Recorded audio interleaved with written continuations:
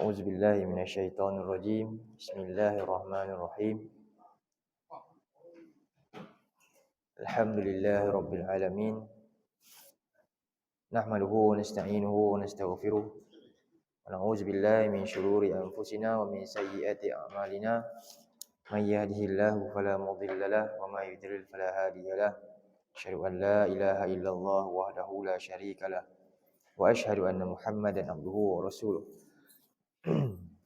اللهم صل وسلم على سيدنا محمد وعلى آله وصحبه ومن دعا بدعوته وجاهد بجهاده وتمسك بسنته إلى يوم الدين اللهم انفعنا بما علمتنا وعلمنا ما ينفعنا وزدنا علما اللهم آت أنفسنا تقواها وزكها أنت خير من زكاها أنت وليها ومولاها اللهم فقهنا في الدين وعلمنا تأويل سبحانك لا علم لنا إلا ما علمتنا إنك أنت العليم الحكيم آمين يا رب العالمين.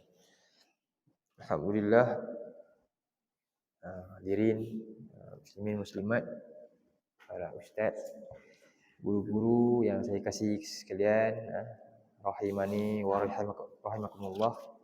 Allah merahmati kita semua pada malam ini. Jadi bersyukur terlebih dahulu kita kepada Allah Subhanahu wa taala di atas nikmatnya dan izinnya dapat Allah pertemukan kita pada malam ini untuk menyambung tadabbur suratul Fatihah. Kita ayat yang kedua ya.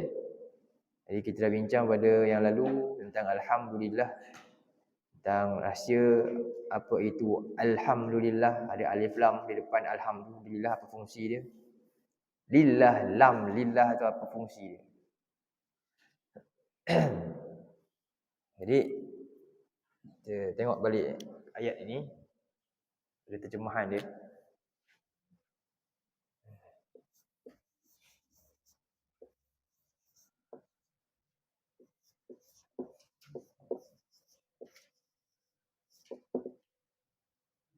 Alhamdulillahi rabbil alamin. Jadi di sini ada 5 kalimah. Alhamdulillah rabbil alamin. Jadi kita terjemah dalam yang penuh terjemahan ni sebenarnya apa? Segala pujian. Alhamdulillah. Jadi kita dah bincang kenapa ada segala alif lam ya. Alif lam ni fungsi dia adalah mencakupi semua maksud pujian secara mutlak. Segala puji dari 3 tempat lah. Setiap tempat, seluruh tempat, seluruh masa dan seluruh keadaan. Ini nama dia alif lam ni, lam al-istighraq. Al-istighraq. Istighraq maknanya apa? Seluruh, mencakupi maknanya mencakupi seluruh apa? 3 tempat lah. Tempat. Seluruh zaman, masa. Dan juga keadaan. Sentiasa Allah ni maha terpuji. Sentiasa kita wajib memuji Allah. Lepas kalau kita ditimpa musibah pun, kita sebut sebagaimana yang kita dah bincang lalu, kita ulang sikit apa kita sebut. Inna lillahi wa inna ilaihi raji'un kan. Kemudian kita boleh sebut alhamdulillahi ala kulli hal. Dan kemudian kita boleh doa. Apa dia? Allahumma ajurni fi musibati. Kemudian wa akhlif li khairam minhu. Tiga benda tu kita boleh sebut. Dalam setiap keadaan ni. Ini Nabi ajarkan pada Sayyidatina Aisyah. Jika dapat nikmat, kita sebut apa? Alhamdulillahilladzi Alhamdulillahilladzi bi ni'matihi kan? Bi ni'matihi tatimmus shalihat. Tatimmus shalihat.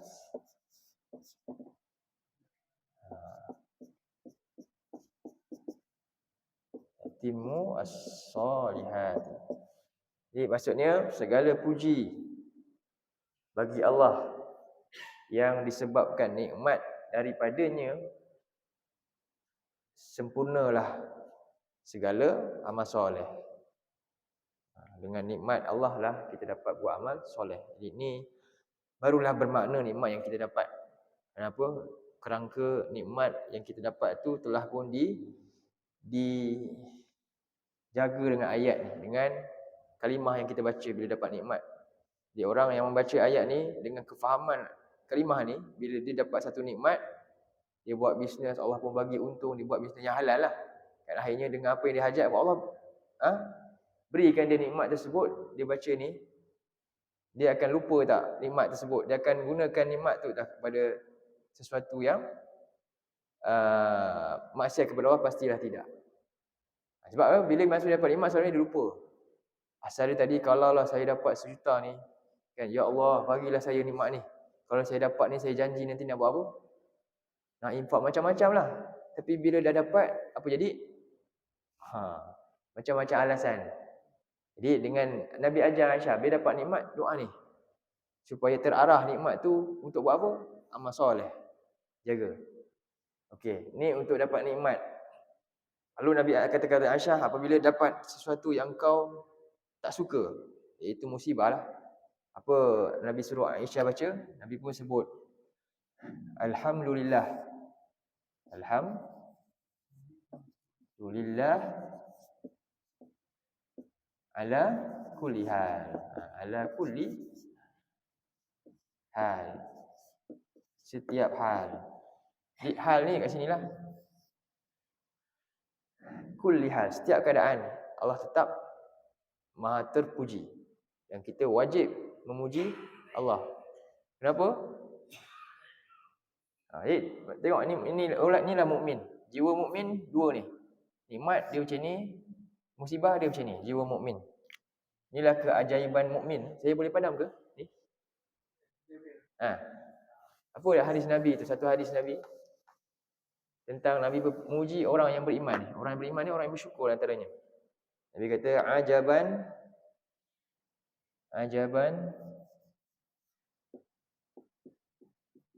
li amril mu'min.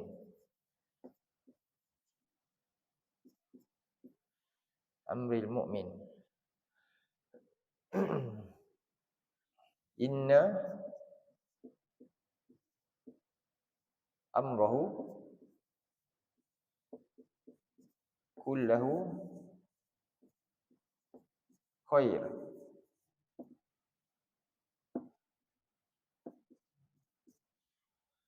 Nabi kata, ajaibnya setiap urusan bagi orang beriman. Sesungguhnya urusannya semuanya baik. Sesungguhnya perkara hidup dia semua baik. Tak ada pun yang tak baik. Kenapa Nabi kata? Kemudian Nabi beritahu, in asabathu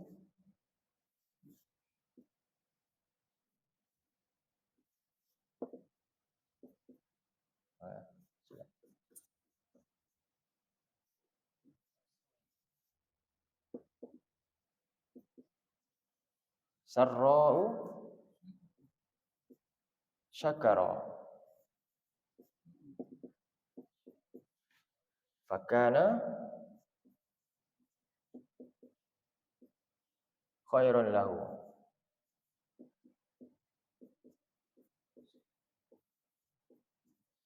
Ini yang pertama. Apabila dia memperolehi sarra' ni kelapangan, itu nikmat. Sarra' benda yang melapangkan, yang disukai. Apa dia berlaku pada dia? Dia bersyukur, maka syukur itulah maksudnya kebaikan bagi orang beriman. Kesyukuran inilah merupakan kebaikan bagi urusan orang beriman. Dan yang kedua, in asabat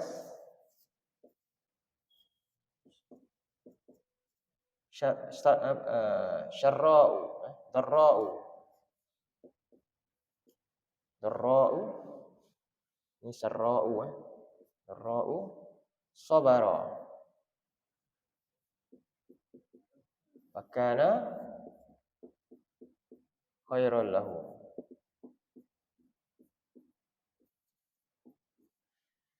Jadi daripada hadis ni para ulama simpulkan al-imanu, iman ni nisfain. Iman ni ada dua. Iman terbagi kepada dua. Apa dia? Satu, separuh iman apa? Syukur. Syukur. Kemudian sabar.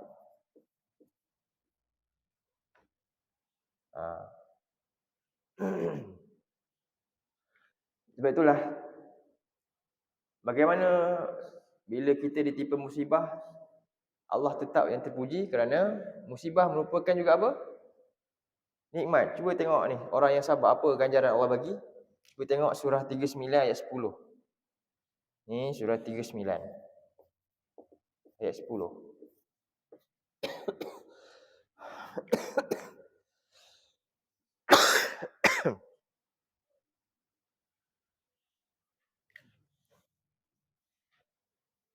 Tiga sembilan ayat 10.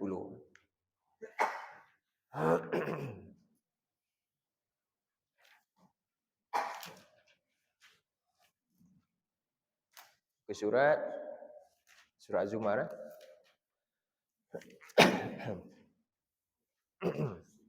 Az-Zumar. Muka surat 459. Tengok ayat, kemudian last sekali. Page tu, ayat last, bawah tu ayat 10.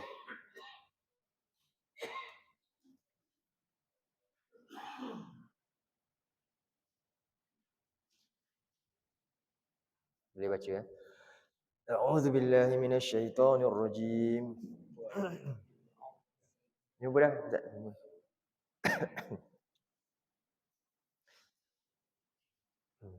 Qul ya ibadilladzina amanu taqu rabbakum.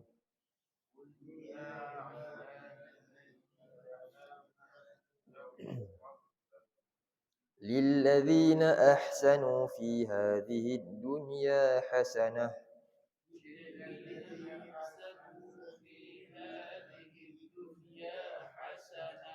وأرض الله واسعة إنما يوفى الصابرون أجرهم بغير حساب.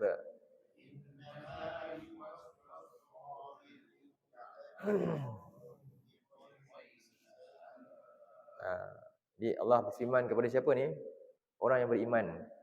Katakanlah wahai Rasulullah, wahai Muhammad sallallahu alaihi wasallam, ya ibadi, wahai hamba-hambaku, iaitu hamba-hambaku yang macam mana? Iaitu yang beriman dan bertakwa kepada Tuhan kamu. Maksud dia bertakwalah kamu. Allah ingatkan kepada hamba-hambanya apa? Yang beriman, ittaqu rabbakum. Bertakwalah kamu kepada Tuhan kamu. Wahai hamba-hambaku yang beriman, bertakwalah kepada Tuhan kamu. Iaitu dengan apa? Dalam setiap keadaan ni syukur dan sabar. Jadi sebahagian sabar itu syukur, sama sebenarnya. Dua perkara yang sama iaitu iman. Jadi lilladzina ahsanu fi hadhihi dunya hasanah, bagi orang-orang yang telah melakukan kebaikan di dunia ini, dia akan dapat apa? Hasanah. Sebenarnya ni kalau kita tengok ayat ni lilladzina ahsanu fi hadhihi dunya ni nama dia. Ayat ni jumlah ni khabar kalau kita tengok. Hasanah tu sebenarnya duduk depan patutnya.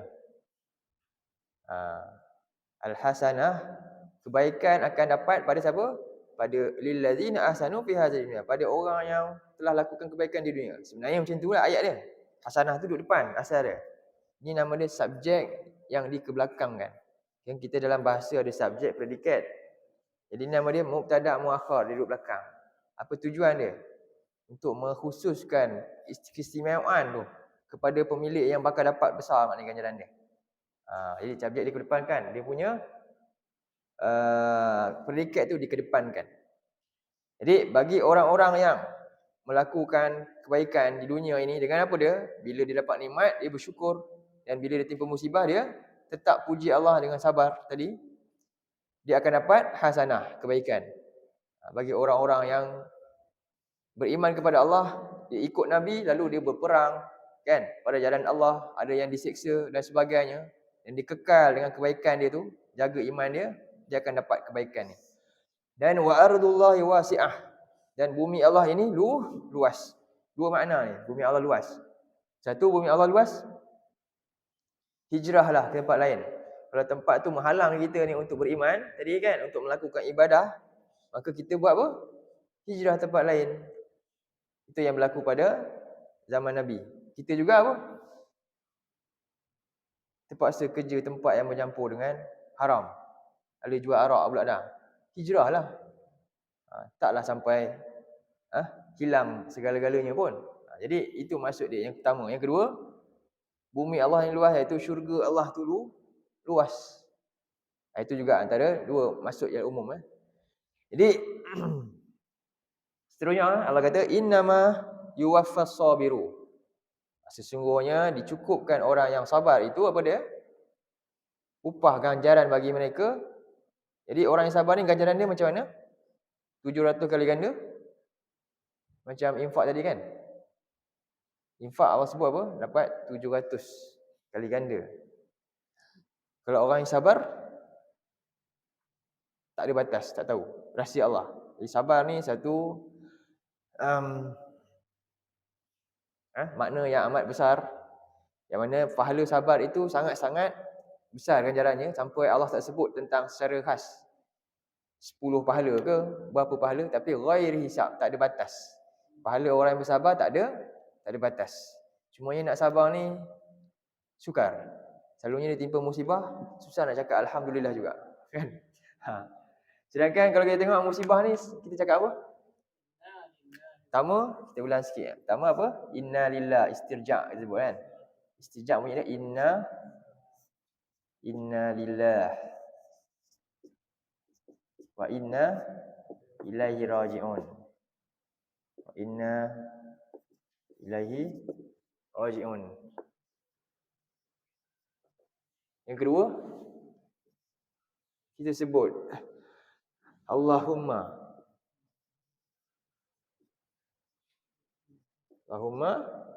ajurni fi apa? Fi musibati. Musibati.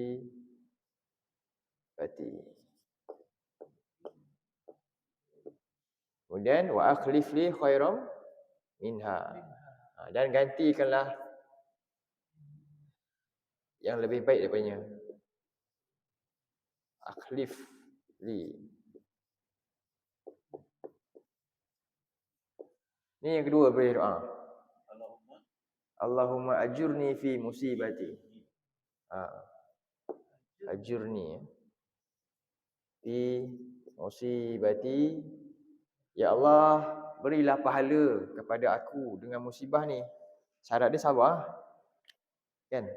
Beri pahala. Jadi musibah juga pahala. Semua yang kita dapat, apa saja yang berlaku, semua bagi orang beriman apa dia? Bagi orang beriman semua baik. Tak ada satu pun yang tak baik. Lagi besar pahala dia atas kesabaran tadi. Jadi balaslah aku ni dengan ganjaran, dengan musibah ni aku nak dapat ganjaran yang besar. Kita boleh dapat ganjaran yang besar. Dan gantikanlah aku sesuatu yang lebih baik daripadanya. Dan yang ketiga kita sebut alhamdulillahi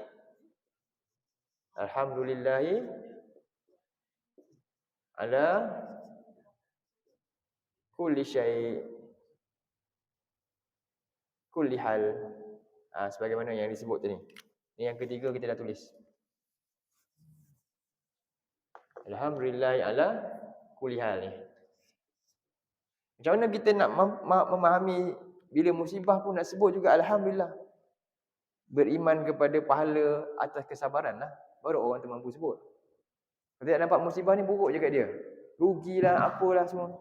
Sedangkan Bila kita beriman yang ada pahala yang menunggu kita dengan sabar yang kita dengan musibah tu dan bersyukur kekal di atas iman tadi. Itulah ganjaran yang Allah sebutkan dalam surah ni. Sebab itulah syukur ni ada dua jenis. Satu syukur dengan nikmat, satu syukur dengan nama dia lain sikit, nama dia sabar. Sabar tu sebenarnya bahagian juga daripada syukur sebenarnya. Iaitu dalam bentuk apa dia? Musibah tadilah. Okey. Baik, sebab itulah kata Ibnu Abbas. Boleh?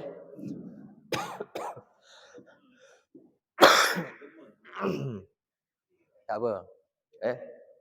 Tapi dalam dengar. Dengar kan semua? Cuba kita terjemah balik yang ni. Kita baca balik hadis ni. Hadis ni penting ni. Untuk jadi kita punya prinsip. Kita ingat hadis ni. Kita baca. Ajaban li amril mu'min. Sungguh ajaibnya urusan seorang yang beriman. Inna amrahu kullahu khair. Sesungguhnya setiap urusannya semuanya baik, tak ada buruk. Semua urusan masalah apa? Sebab segala urusan tu sebenarnya akhirnya ketetapan siapa? Allah. Ketentuan Allah semua baik, tak ada yang buruk bagi orang yang beriman. Jadi in asabat sarra'u syakar. Bila dia ditimpa, dia memperolehi sesuatu yang menyenangkan dia bersyukur. Maka dengan syukur itulah dia dapat kebaikan. Kebaikan untuknya.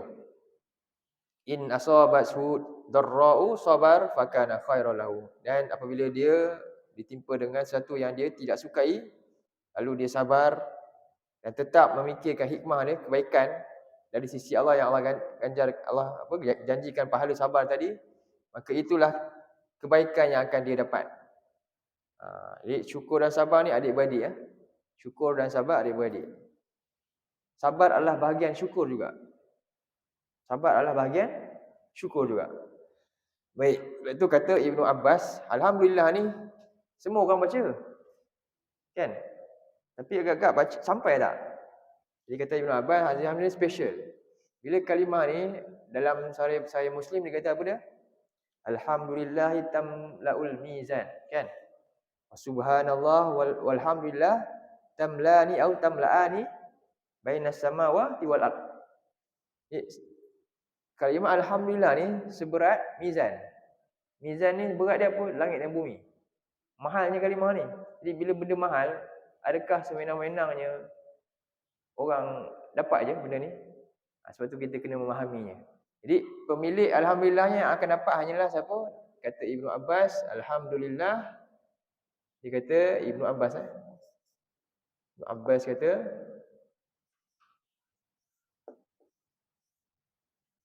Allah Ibnu Abbas, alhamdulillah ni adalah kalimatu kulli syakirin.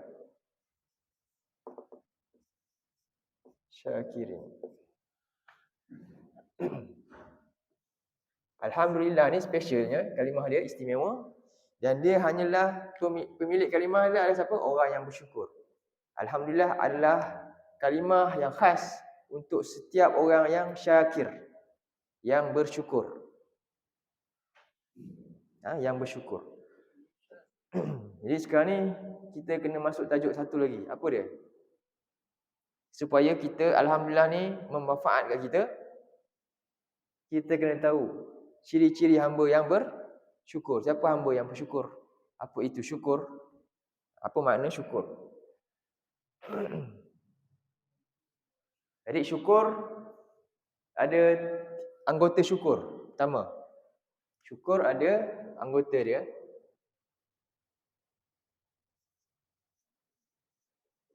Anggota syukur ni ada 3. Satu, lisan. Yang kedua, hati. Dan yang ketiga, tubuh. Tubuh badan. Tubuh badan.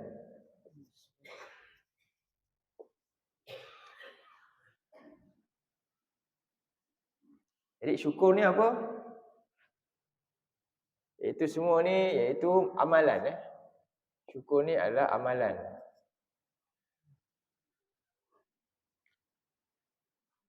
Amalan lisan, amalan hati dan amalan tubuh badan tu. Bukanlah sekadar ucapan. Bukan sekadar ucapan. Mesti selari dengan amalan. Jadi bila hamba tu bersyukur, antaranya lisan dia apa? Ucap tu lah tadi. Alhamdulillah, selalu sering ucap Alhamdulillah sesuai dengan tempat dia. Dengan hati dia jadi dengan hatinya dia akan, contohnya dalam surah dia akan berfikir tentang nikmat-nikmat Allah ni. Segalanya dia akan cuba untuk manfaatkan dan tak akan sia-siakan. Dalam surah 3 ayat 190. 190.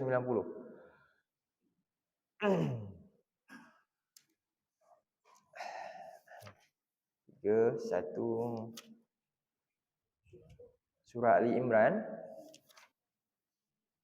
ayat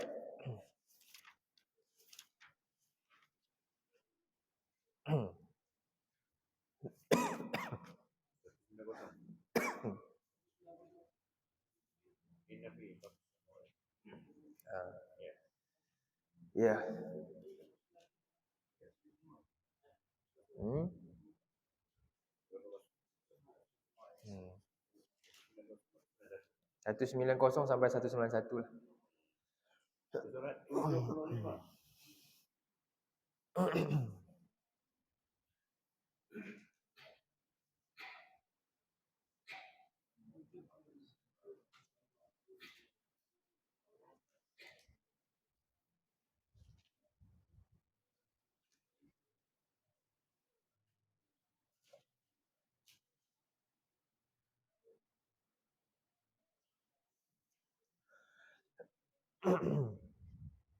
Ini ciri-ciri ya. Allah menyebutkan ayat yang ke-190, perhatikan. A'udzubillahi minasyaitonir rajim. Inna fi khalqis samawati wal ardi wa ikhtilafil laili wan nahari laayatin liulil albab. Semuanya pada penciptaan langit dan bumi dan perubahan siang, malam dan siang, itu benar-benar terdapat tanda-tanda kebesaran yang hanya dapat pada siapa? Ulil albab, orang-orang yang berakar sihat. Siapakah mereka ni? Allazina yazkurunallaha qiyaman wa qu'udan wa 'ala junubihim, iaitu orang-orang yang mereka mengingati Allah dalam setiap keadaan, sama ada berdiri, duduk maupun baring, dan wa yatafakkaruna fi khalqis samawati wal ard, dan mereka sentiasa memikirkan tentang ciptaan langit dan bumi ini, lalu berkata apa? Rabbana ma khalaqta hadza batilan. Wahai Tuhan kami, tidaklah engkau ciptakan ini semua sia-sia. Jadi ni amalan apa ni? Ni sebenarnya amalan dia amalan apa? Dia cakap ke apa? Ni tafakkur kat mana? Hati ya. Sebab tu dia sebut wa yatafakkaruna fi khalqis samawati wal ardi wa qala rabbana. Tak kan? Rabbana dalam hati dia, ya Allah, ya Tuhanku, apa ni? Tidaklah engkau jadikan semua ni sia. Semuanya ada faedah yang besar untuk kita boleh dapatkan kebaikan akhirat, dunia dan akhirat ni. Dan semua yang mereka lakukan ni dengan satu tujuan yang paling besar, apa dia? Subhanaka faqina azabannar. Maha suci engkau, peliharalah kami daripada azab api neraka. Jadi ini dengan hati antaranya. Dan dalam satu lagi kita tengok dalam doa. Buka surah 40 surah An-Naml dulu, 27. Surah 27 surah Semut. Semut. An-Naml. Ayat 19.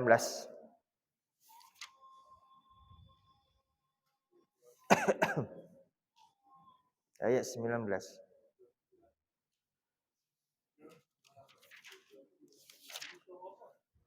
Muka surat 378.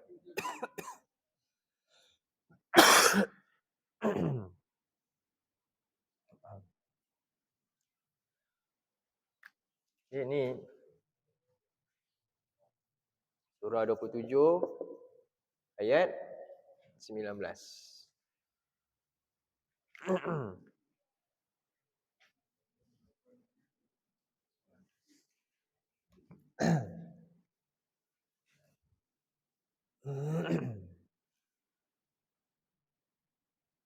Itu doa Nabi Sulaiman.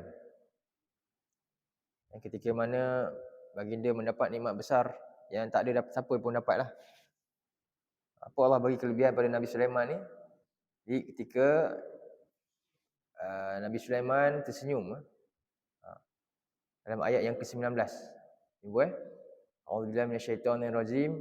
Fatabassama dhahikan min qawliha. Jadi Nabi Sulaiman ni tersenyum. Ketawa ringan, ketawa kecil daripada ucapannya. Ha tu siapa? Semut tu. Mendengar ucapan semut tu. Lalu apa dia kata? Ini nikmat yang besar yang Allah anugerahkan kepada Nabi Sulaiman. Lalu dia berkata, wa qala rabbi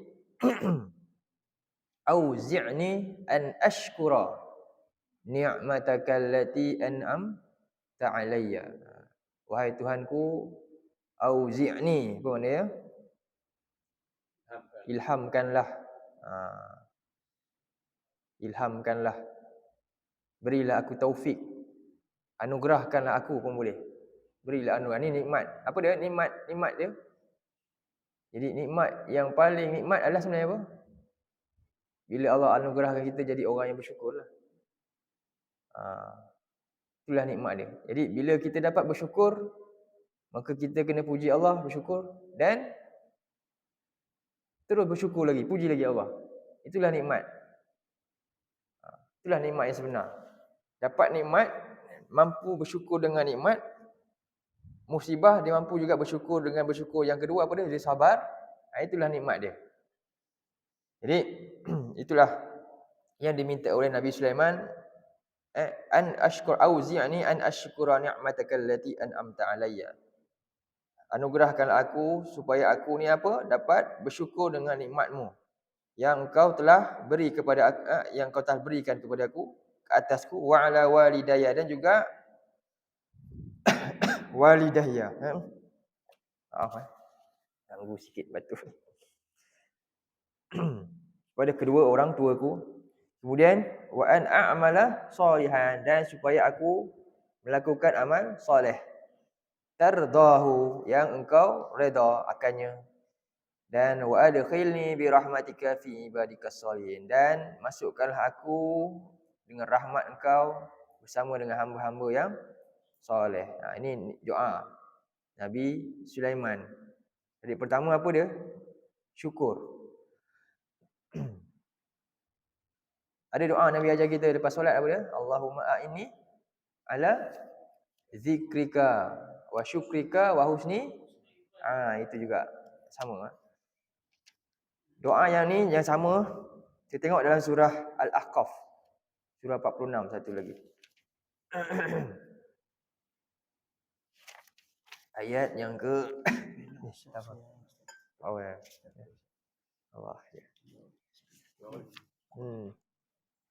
Surah 46. Jazakallah. Hampir sikit.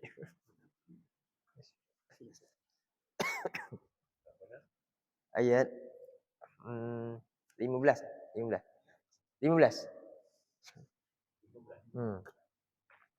Ajarlah doa ni kepada anak-anak, cucu ke, isteri ke kan. Dua doa ni. Satu ni daripada Nabi Sulaiman rakamkan, dan satu lagi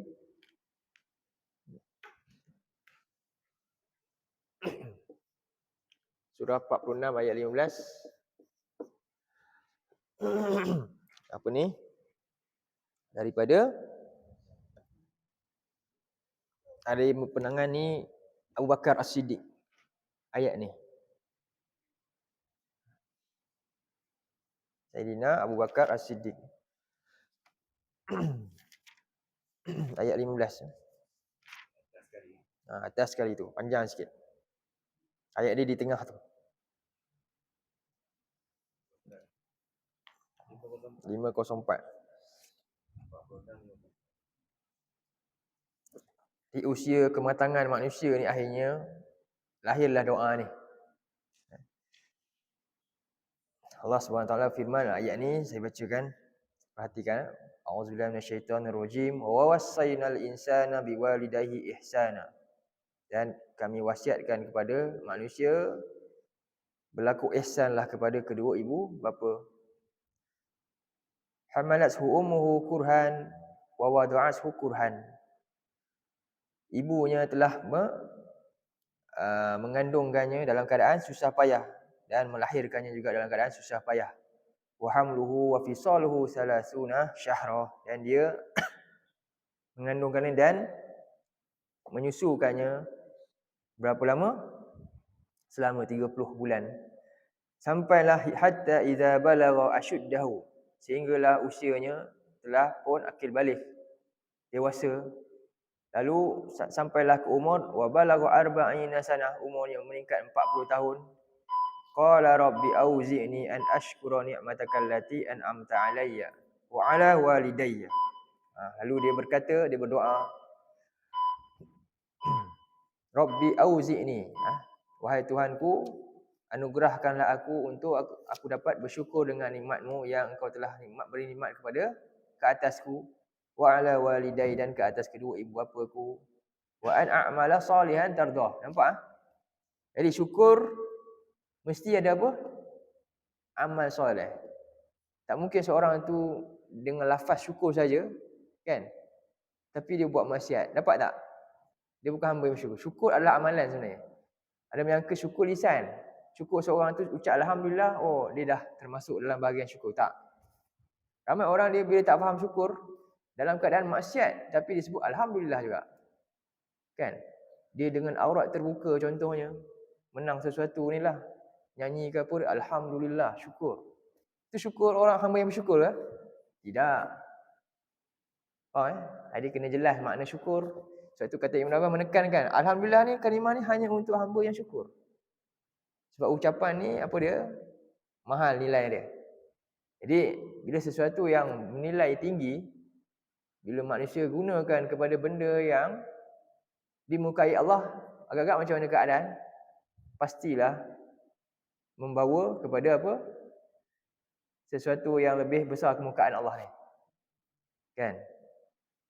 Kalau kita bermaksiat dekat tempat maksiat dengan kita bermaksiat dekat Kaabah tu, mana besarnya? Kan, beza begitulah juga kalimah yang mahal, tamlaul mizan. Sepatutnya apa? Kita kena belajar supaya kita tak salah guna dalam nikmat ni, kalimah ni. Mahal kalimah ni. Jadi pentingnya kita memahami dan selarikan ucapan ini dengan perbuatan kita. Selarikan ucapan ini dengan amalan. Tengok doa yang kita baca dari awal tadi apa dia? Wa an a'mala salihan tardah.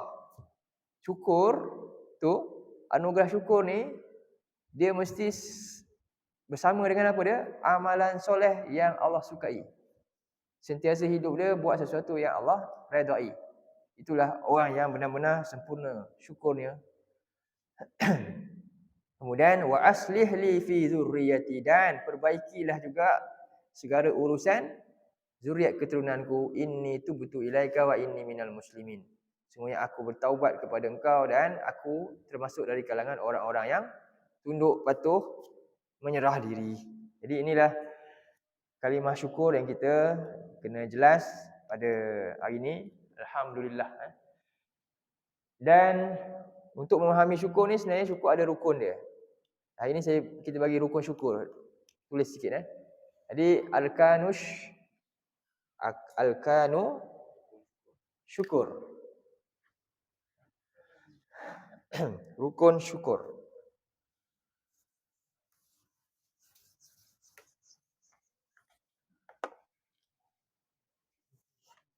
Rukun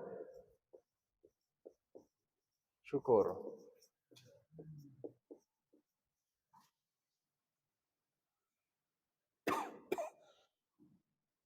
Ada 4 Ada 4.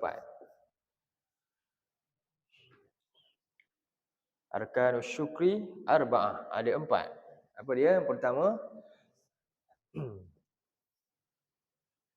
kenali nikmat.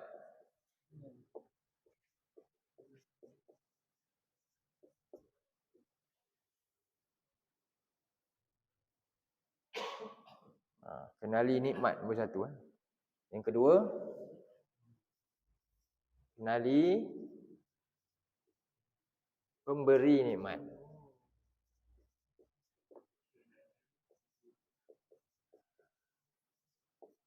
Yang ketiga,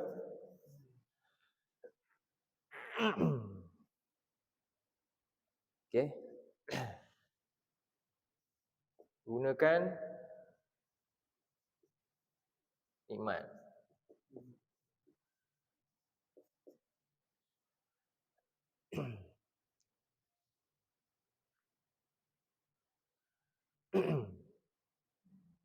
Okey, gunakan nikmat apa dia?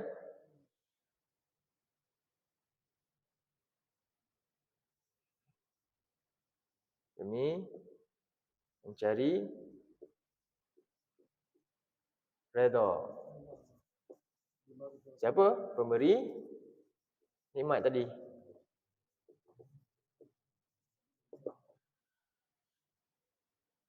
Guna nikmat untuk cari redha pemberi nikmat. Dan yang keempat,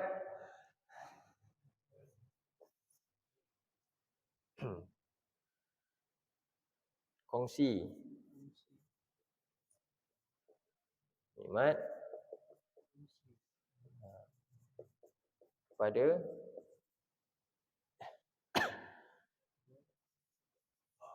yang berhak. Jadi nikmat kita ni kalau dalam zakat, harta kita nikmat kita kan? Ada bahagian siapa? Ada bahagian yang fakir miskin, kan? Itu maksud dia. Setiap harta ada hak pemilik yang perlu dikongsikan. Inilah 4 asas. Jadi bila kita faham asas ni, kenapa bermula di sini? Inilah sikitlah hari ni. Ni sebenarnya adalah dalil-dalil dia tapi mungkin tak sempat ni. Kan kita lain kali kita akan buatlah yang ni nanti. Tentang kenapa kita kena tahu rukun syukur, supaya kita nak masukkan tempat kita dalam mana? Ni supaya kalimah ni beri manfaat. Sebab kata Ibnu Abbas, alhamdulillah ni kalimah ni hanya untuk siapa? Orang yang syukur je sebenarnya. Walaupun semua orang ucap, tapi ciri-ciri syukur dia dengan ni semua tak ada manfaat tak? Tak ada. Sebab kalimah ni sangat mahal. Sangat mahal. Wajib tak semua belajar? Wajib. Hari ni ramai tak menggunakan kalimah ni tapi tempat yang rendah, tempat yang Allah murka, kerana tak memahami apa kemuliaan dia ni. Maka itulah kita kena betulkan keadaan tu dengan belajarlah. Dengan belajar insya-Allah. Ini nanti kita akan bincanglah lanjut. Saya akan sambung Rabbil Alamin sampailah Maliki Yaumiddin nanti. Sambil tu kita akan masuk rukun syukur ni insya-Allah. Mudah Allah mudahkan kita untuk memahami ayat-ayatnya. Okey, jadi ada soalan ke dalam hari ni? Saya mohon maaf gangguan batuk sikit. Ada soalan? Ustaz ada soalan? Tak ada. Pak Sako ada? Semua tak ada Ya, ada. Pengusi ada? Ya. Kufur nikmat. Kufur nikmat lawan kepada semua yang kita bincang tadi. Jadi pertama, kufur nikmat contoh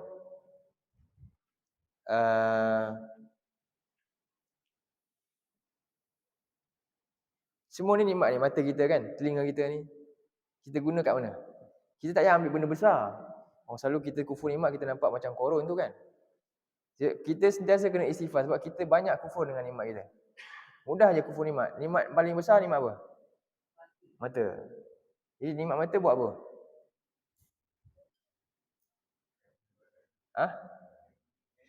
Tengok benda yang elok lah.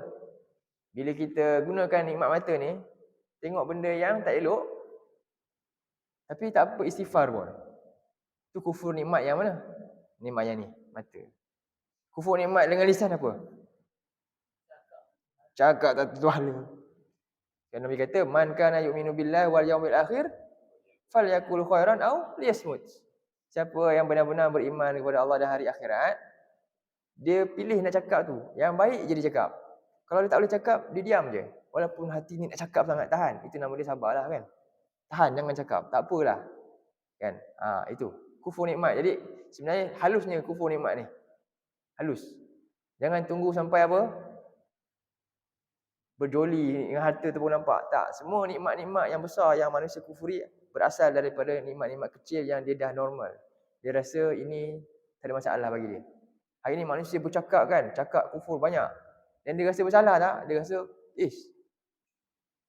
dia benar juga. Jadi ini sebenarnya kufur nikmat.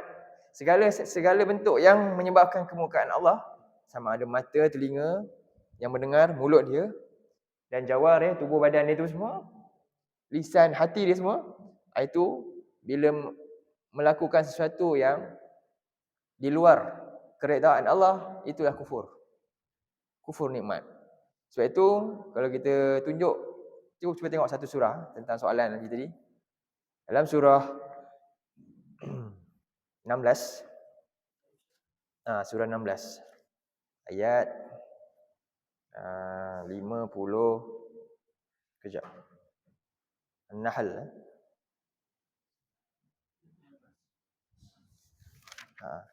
Ayat 83. Itu kufur nikmat.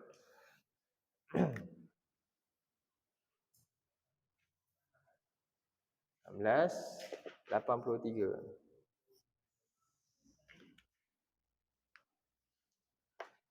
Berkaitan dengan apa yang kita bincang. Ma'rifatun ni'mah, ma'rifah kan. Rukun ni ma'rifatun ni'mah. Ma'rifatul mun'im, pemberi nikmat. Ni semua. Jadi di situ Allah sebut, Allah cela golongan ni. Allah cela golongan ni. Muka surat 276.